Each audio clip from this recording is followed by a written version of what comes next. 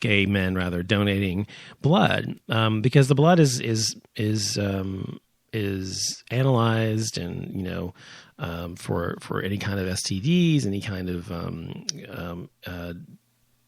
anything that can be transmitted through blood, any kind of bloodborne illnesses, basically, before it's ever put into the general population's blood supply. So whether someone's gay or not is completely irrelevant, because HIV is not a gay disease. HIV can be passed through someone who's gay, or someone who's heterosexual, or someone who's a kid, or someone who's adult.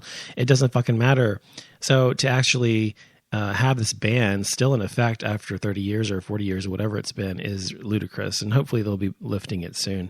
And that's why I don't give blood. I don't give blood for that reason. I would give blood, and I've tried to give blood years ago, and because of this ban, they ask you a question if you've ever had sex with men or whatever the case was, and I said yeah. They said, oh, we can't take your blood, sorry.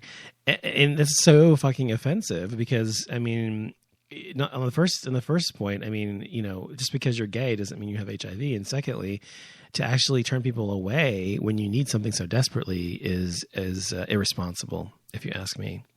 Now, slang, gay slang words are coming back lately, and there was an article about it online, and I was going to talk about it. And here are 10 gay slang words from long ago that are coming back into fashion. One is basket shopping. It says a verb, when cruising or checking someone out. British term refers to the examination of an object of your affection's private areas through their clothing. When your friend is glued to Grindr, you can tell him to quit basket shopping and join the real world. Now, I've heard, the crotch area referred to as basket since as long as I was like a teenager or whatever, because I've been out that long and around gay people that long. So since 14 or 15.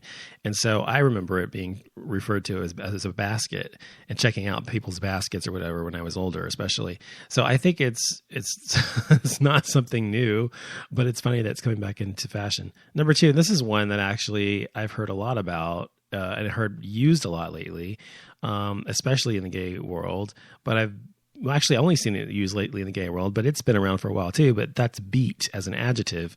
Extremely wonderful or great. Fabulous. Example, did you see her at the club tonight? That look was beat. Gay slang is always on the cutting edge, and since everyone always thinks that beat means ugly or terrible, this is the perfect opportunity to confuse people. By the time people catch up, we'll be on to the next word. Number 3, Girl Scout noun. Military man on leave, currently seeking sex. What better way than to cut that macho vibe than to call a military man a Girl Scout? Number 4, Mother Superior, a noun. Older and wiser gay male whom has been around the block a few times, similar to auntie, but more favorable. Ageism in the gay community is awful. Cross-generational friendships can be enlightening for both parties. Maybe this will help spin them to a bit more favorable outlook. Number 5, and I've heard this one and used this term before and been this before, Lucky Pierre, noun, the middleman in Eiffel Tower. Okay, so I always thought Lucky Pierre meant you were the middle person in a three-way. And an Eiffel Tower is a sexual position. Now, apparently it involves two people. I don't really know particularly what it is, but I can assume it's like doggy style or something, and the person in the back with the back legs, laying. Anyway, I don't know. And the person's head in the front and the guy in the middle. That's what I think, but I don't know. But Lucky Pierre has been around for a long time as well. Number 6 of 10, Over the Bridge to Pimpleton, noun. Cumbersome term for homosexual sex. This should always be spoken in your best 50s female movie star voice. Number 7, Tinkerbell, noun. Queer man who enjoys being urinated upon. Water sports deserves a cute mascot, don't you think? Number 8, Barbarella. Unrestrained homosexual. Uncontrollable desire by a man for sexual intercourse. One that needs to have sex all the time.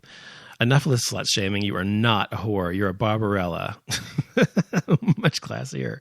Number 9, lounge lizard. Now, lounge lizard, that's been around for a while too. Noun, someone who frequents bars trying to pick up other people's mates. And number 10, hetty, a noun, shortened version for the word heterosexual, similar to hetero or het. Straight people don't get any slang words besides breeder, and that one is played out. Hetty is a fun, cute, and not insulting. Yeah, so I think in the future I'll call heterosexuals hetties. That does sound better than a breeder, I think. Unless I'm trying to be, mean or rude, I'll call them a breeder because that's what they are, basically. But anyway. All right, that's it for the night. I just wanted to say a few things about happening in the gay world. So I just wanted to mention those few things. I'll be back later in the week with the Brain Purge. Good night.